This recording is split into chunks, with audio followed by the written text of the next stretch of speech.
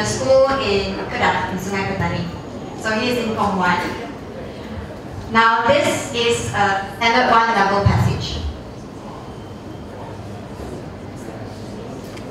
Okay, so for all of us in this room, this will look like a really simple passage, right? It is hot, frog sits on a pad, frog sits still in the hot sun. It looks like something simple for a 7-year-old to be able to read. But Kang Hong, who is in Form 1, this is what he can read.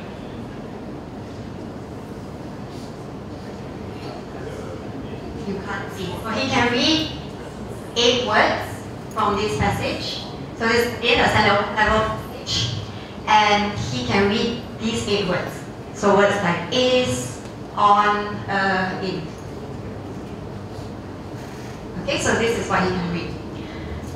And teachers in public schools, if there are teachers here, you know that this is not an isolated problem. This is actually common with a lot of students that we have in our national schools. I cannot go through it in depth when it comes to politicizing English, but there are sentiments that some people see it as we have to mendapatkan bahasa Melayu, and they are scared that English will erode our national identity, and there might be some politician is, going too strong on that notions and trying to gain popularity for those who actually fighting to mendapatkan bahasa Melayu. I'm not saying that it's not important, but a lot of them also say that by the respondent itself, you can see they don't see by being proficient in English, it will actually erode your national identity. This shouldn't, when it comes to education, my personal belief as an educator, you should not politicize this kind of things.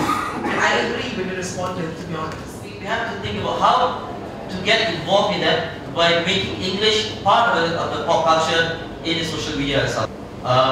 We have one popular Malay song, so perhaps we can have a contest who can create or rewrite the lyric in English and perhaps make it more popular, and people will want to do it, to take part, to participate, and not looking at it as a system or as something that's rigid or education per se. Let it be a culture. You make it a popular culture, and whether you realize it or not, you want to learn English more and more. So basically, I decided a year ago, 2 years ago, that I should run a program for the teenagers because they seem to be not having anything going on in terms of activities. So basically, I adopted a school, and in that school for the past year, I've been doing what you're doing. So I've been going there every week, once every week, to teach them, actually to provide them a platform for them to speak English. That's why it's called Speak It, because the problem is actually they don't have that platform to speak. So what they do in class every day, they're learning English for the past 12 years or whatever, how many years that they're learning, is that they're learning to write and the grammar and stuff like that. But with language you need to practice it. So if you don't practice it, then there's no point. So they've been learning English, but they've got no platform to practice. So what we are providing basically is a platform for them to practice. So when they come to our class, my class, Speak It, they're not allowed to speak any other languages except for English. Important things, because we are individuals who decided that, okay, since there are not much going on, we might as well take it into our own hands and do whatever we can. And I think I am very surprised at the fact that there are other people who are doing it.